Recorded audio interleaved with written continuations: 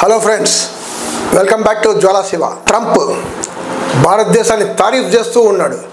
ఇప్పుడు టారిఫ్ వేస్తూనే ఉన్నాడు. 25% టారిఫ్ ఆగస్ట్ 1, ఆగస్ట్ 7 నుంచి అమలంట. అది కాకుండా పెనాల్టీ కూడా వేస్తాడంట. అరే ఇదేంటి భయ్, మన మోడీ ట్రంప్ దోస్తానం మస్తుంది కదా, మరి గట్లేం చేస్తున్నాడు, గిట్లేమవుతున్నాయి? India shock. గీ ముచ్చటే చర్చిద్దాం. China, EU, Canada, Mexico, Brazil, south Africa అందరి మీద వేస్తాడు. మన ఇండియా మీద వేయడు. మస్తు మన ఫ్రెండ్షిప్ ఉంది, మస్తు వేయడు కానీ వేస్తున్నాడు. సో కథ ఎట్లా స్టార్ట్ అయింది మనం చూద్దాం. మనం అమెరికాలో మోడీ గారు అబ్కి బార్ ట్రంప్ సర్కార్ అన్నారు. ఓకే, ట్రంప్ గెలిచాడు జనవరిలో 2025.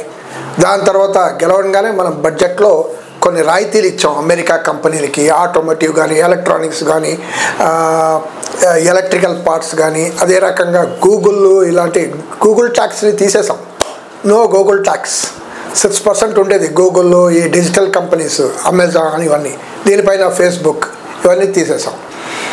తర్వాత ఏమైంది, మళ్ళీ ఆయన మోడీ గారు కలిసారు ట్రంప్ గారిని ఫిబ్రవరి, మార్చ్లో. కలిసిన తర్వాత బయలెటరల్ అగ్రిమెంట్ ఒకటి తీద్దామని చెప్పారు.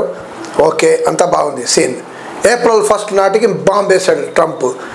ఇండియా పైన 25% టారిఫ్లు, అంటే అన్ని దేశాలపైన ప్రకటించాడు, ఇండియా పైన కూడా ప్రకటించాడు. 25% అన్నాడు. రెసిప్రొకల్ టారిఫ్స్, మీరు చాలా మోసం చేస్తున్నారు మా పైన, మీ అంత సర్ప్లస్ ఉంది మాతో ట్రేడ్, మీరంతా మేము మునిగిపోతున్నాం, మేము పేదలైపోతున్నాం, మీ ఇండియా చాలా రిచ్ అయిపోతుంది, కాబట్టి మీరు ఇవ్వాలి అంటాడు. ఇది ఆ తర్వాత పాస్ బటన్ నొక్కాడు. మేము 90 days టైం ఇస్తున్నాం, అంత లోపల మీరు ఏమైనా చేయండి. ఓ గబా ఇక చర్చలు షురు, నెగోషియేషన్ షురు. మన వాళ్ళు అక్కడ ఉన్నారు. మన finance Piyush Goyal comers minister 100 సార్లు ట్రిప్ కొట్టిండు అమెరికా. అదే రకంగా మనం చూస్తే అక్కడ కమర్స్ అధికారులు అంతా అక్కడే ఉన్నారు, మకాం వేసి ఉన్నారు. సో చర్చలు అయిపోతుందిలే, ఏదో లాస్ట్ టార్గెట్ రోజు ఆగస్ట్ 1 లోపల అయిపోతుందిలే అని అందరూ అనుకున్నాం, మేము అనుకున్నాం. ఏదో అయిపోతుంది, ఏదో డీల్ అయిపోతుంది, సెటిల్ అయిపోతుంది. కానీ ఏం కాలే. ఏమైంది, మళ్ళీ 3 days బ్యాక్ అయినా చెప్పేసాడు, నో నథింగ్ డూయింగ్, 25% మేము చేస్తున్నాం, అది కాకుండా పెనాల్టీ చేస్తున్నాం. ఇండియా పాక్ యుద్ధం జరిగితే దాంట్లో కూడా ఏం చెప్పిండు, నేనే ఆపినా అన్నాడు. 23 సార్లు అన్నాడు నేను ఆపాను అని. మనం ఏం చెప్పట్లేదు, దాని పైన రియాక్షన్ స్పందించాలి కదా, వాడు ఆపలేదని చెప్పాలి. లేదు, మేమే ఆపాము అన్నాడు. ఓకే, ఆపినాం. ఎందుకు ఆపాడు? వ్యాపార సంబంధాలు దెబ్బతీస్తాయని వార్నింగ్ ఇచ్చినా, అందుకోసం ఇద్దరు సరెండర్ అయిపోయారు, ఇద్దరు ఓకే అన్నారు. సో యుద్ధమే అయిపోయింది అంటాడు. అంటే వ్యాపారంతో లింక్ చేశాడు అనమాట. మరి ఈ పెనాల్టీ ఏంటి?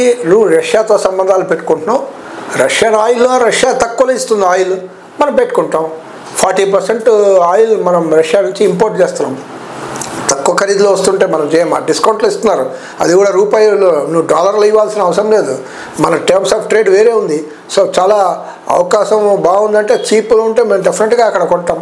సో కొంటే లేదు, ఇప్పుడు లేదు, నువ్వు కొనాల్సిన అవసరం లేదు. అంటే కొనకపోతే ఏమవుతుంది, 1400 కోట్ల డాలర్లు మనకు లాస్ అవుతుంది.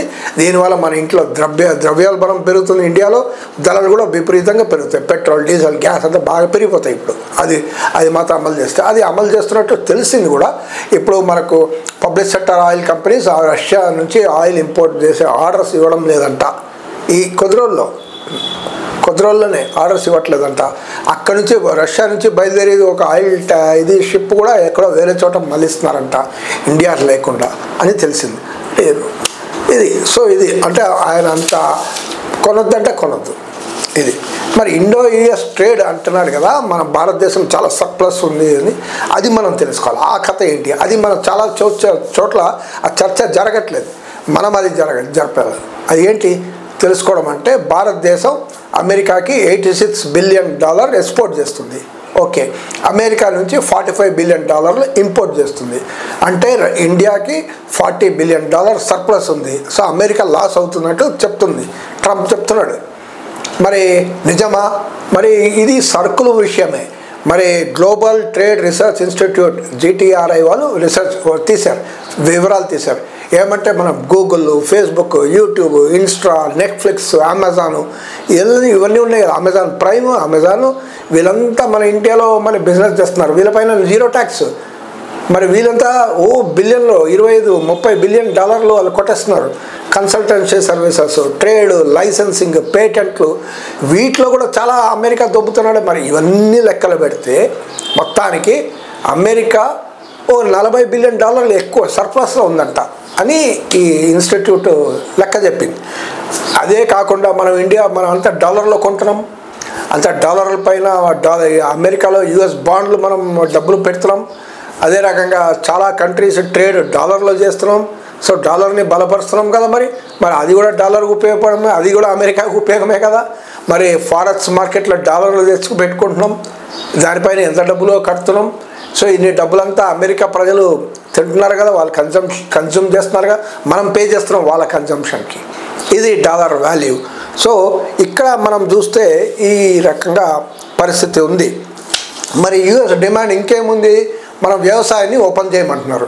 అంటే వాళ్ళ అగ్రికల్చర్ ప్రొడక్ట్స్ని మనం ఇంపోర్ట్ చేయాలంట, టారిఫ్లన్నీ తీసేయాలంట. మనం ఏ దేశం పైన అయినా అగ్రికల్చర్ ప్రొడక్ట్స్ మనం ట్యాక్స్ వేస్తున్నాం. ఏ గవర్నమెంట్ వచ్చినా టారిఫ్లు, డ్యూటీలు బాగా వేసాం. ఎందుకంటే మన రైతుల్ని రక్షించాలి, మన వ్యవసాయాన్ని రక్షించాలి, న్యాయంగా రక్షించాలి. కానీ వాడు ఓపెన్ చేయమంటాడు. ఓపెన్ చేస్తే ఏంటి, ఎందుకు బేఫికర్, వాళ్ళు ఎంత కాస్ట్లీ కదా, డాలర్లు కదా, వాళ్ళు కాస్ట్లీ ఉంటుంది కదా అంటే లేదు, వాళ్ళు చాలా ఎన్నో వేల లక్షల కోట్ల డాలర్లు సబ్సిడీ ఇస్తే వాళ్ళ రైతుల్ని వ్యవసాయానికి ఆ రకంగా పండిస్తుంటారు. ఎందుకంటే ఆ వ్యవసాయం అక్కడ లాస్, కానీ సబ్సిడీ ఇస్తూ ఆ రకంగా దాన్ని పండిస్తుంటారు. వాటిని మనం ఇంపోర్ట్ చేయాలంట. ఎందుకంటే అది ఎక్కువైపోయిందంట నిల్వలు, అది మనం ఇంపోర్ట్ చేయాలని రుద్దుతున్నాడు ఆయన. అది డైరీ ప్రొడక్ట్స్ కూడా రుద్దుతున్నాడు. మరి ఇలా చేస్తే మన వ్యవసాయం, మన డైరీ సెక్టర్ మొత్తం కూలిపోతుంది డైరెక్ట్గా. ఎందుకంటే వాళ్ళు సబ్సిడైజ్డ్, మన సబ్సిడీ ఇవ్వద్దని మన డ్యూటీ వేయొద్దంట. అదే రకంగా GM విత్తనాలు కొనుక్కోమంటాడు. ఈ GM విత్తనాలు కొంటే ఏమవుతుంది, ఆ GM విత్తనాలు కొంటే డైరెక్ట్గా మనం మళ్ళీ పంట అయిన తర్వాత మళ్ళీ GM విత్తనాలు కొనాలి. ఎందుకంటే మళ్ళీ నెక్స్ట్ క్రాప్కి పని చేయదు. ఈరోజు మన రైతులు పెద్ద సైంటిస్టులు.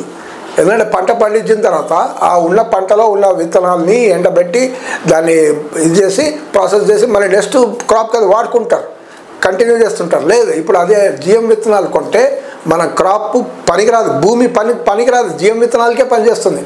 అది కూడా మళ్ళీ కొంటేనే, మన వేరే విత్తనాలు వేస్తే పనిచేయవు. ఇది మనం ఆల్రెడీ రుజువు అయింది, చాలా నష్టపోయాం మనం. సో ఈ GM విత్తనాలు అంటే అంత మల్టీనేషనల్ సీడ్ కంపెనీస్కి లొంగిపోయినట్టే. సో ఇది ఒక సీరియస్ సమస్య. మనం ఎక్స్పోర్ట్ చేసేదేంటి, నగాలు, జ్యువెలరీ, షింపు, ఈ మిరియాలు, అరటి పండ్లు, ఫార్మా ప్రొడక్ట్స్, స్టీలు, అల్యూమినియం, ఇవన్నీ మనం ఎక్స్పోర్ట్ చేస్తున్నాం అమెరికాకి. ఇప్పుడు వీటిపైన వాడు టారిఫ్ 25% పెడతానని అంటున్నాడు. ఇది ఆగస్ట్ 7 నుంచి అమలవుతుంది. మరి ఇది ఉన్నప్పుడు అంతేకాకుండా F-35 మీద చర్చ జరుగుతుంది. ఈ 1-2 డేస్లోనే చర్చ జరుగుతుంది. F-35 కొందామని ఇండియా ఆలోచిస్తుంది. F-35 కొందామని. F-35 ఎంత, 1,000 కోట్ల రూపాయలు. డబ్బు ఒక భాగం, అవసరం లేకుండా కానీ కొనడమా, అవసరం లేకుండా కానీ ఒకసారి బోయింగ్ కొన్నాం, చాలా బోయింగ్ విమానాలు కొన్నాం.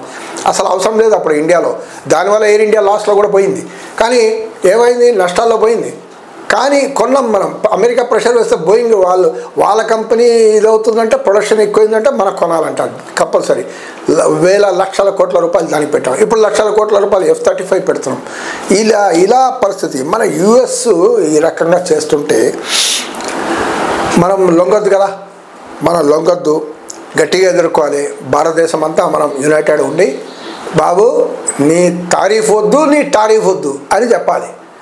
ట్రంప్ భక్తులారా ఇప్పుడు మారిపోండి, మన దేశ భక్తులుగా తయారవుదాం. మనం దేశం, మన ప్రజలు, మన డెవలప్మెంట్, మన రైతులు, మన వర్కరు, మన ప్రజలందరూ బాగా ఉండాలి. అంతేగాని ట్రంప్ నిర్ణయించడం కాదు మన బతుకు ఎలా ఉండాలి. డెట్ ఎకనామీ కూడా అన్నాడు, ఇన్సల్ట్ చేశాడు. ఇండియా రష్యా డెట్ ఎకనామీస్ అన్నాడు 4 రోజుల క్రితం. డెటా అంత ఇన్సల్ట్ చేస్తారా? మరి దోస్తానా ఏంటి? But India is a friendly country అంట. అరే ఇదేంటి డబుల్ రోల్, డబుల్ నాలికలో ఏమంటాడో తెలీదు. కారణం మనం గట్టిగా ఎదుర్కోవాలి. దీనికి లొంగొద్దు. ఎందుకంటే లొంగితే ఇంకా లొంగ తీస్తుంటాడు. No, we should resist this. మీరేమంటారు? What do you feel? మనం లొంగాలా, లేదు మనం గట్టిగా రెసిస్ట్ చేయాలా? మరొకరు మన స్టాండ్, మన అభివృద్ధి మనల్ని నిర్ణయించాలా, వాడు నిర్ణయించాలా? ఇది చెప్పండి. Thank you for watching Jwala channel.